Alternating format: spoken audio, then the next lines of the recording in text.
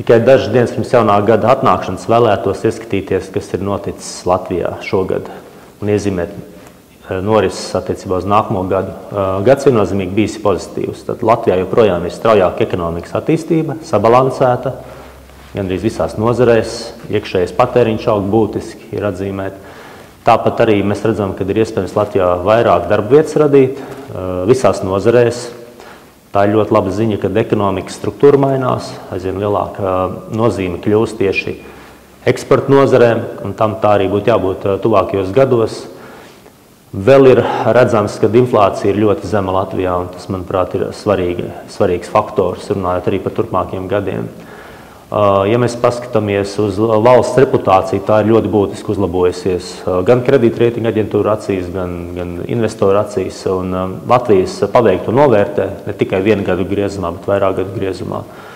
Un arī tas atspoguļojās tuvāko gadu izaugsmes perspektīvās, kur Latvija ir starp pirmajām pozīcijām jebkurā skatījumā, jebkurā eksporta skatījumā. Un tas ir ļoti svarīgi, ka mēs redzam tādu pārliecinošu pēctecību.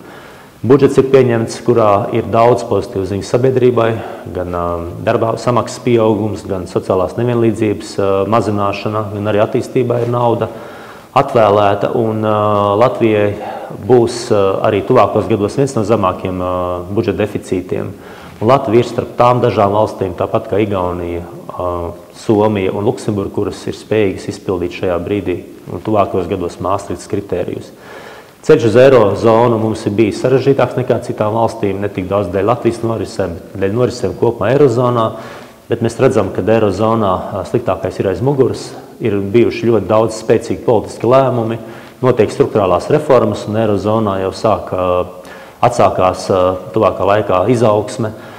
Latvija pārliecināta, ka mums būs ļoti sekmīga pārēja uz eiro, līdzīgi kā tas bija Igaunijā, un eiro būs ļoti spēcīgs instruments vai tilts, lai mēs turpmāk varētu radīt vairāk darba vietas, lai mums būtu vairāk investīcijas, lai mums būtu labāka un lielāka ekonomika. Un tas ir tas galvenais uzdevums nākamgad, lai mēs redzētu šo pārmantojamību un šo tādu spēcīgo dzinuli, kas būs eiro.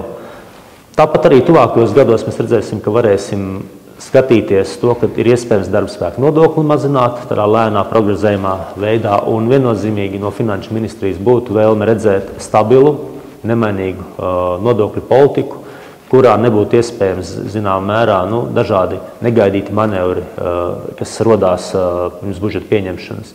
Tā kā tas ir ļoti, ļoti svarīgi, lai Latviju runātu kā valsts, kurai ir konkurētspējīga vide, kurai ļoti ir prognozējama, kurā paaugstinās kredītreitingu, par kuru visi runā un kurā labprāt nāk investori, kuru labprāt apceļo.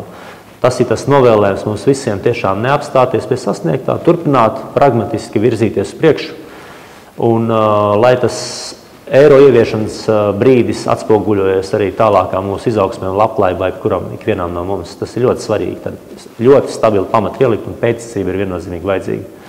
Lai mums ir izdevies nākamais jaunais gads, kurš šoreiz jau būs eiro zīmē, ar ļoti skaistām Latvijas eiro monētām. Paldies!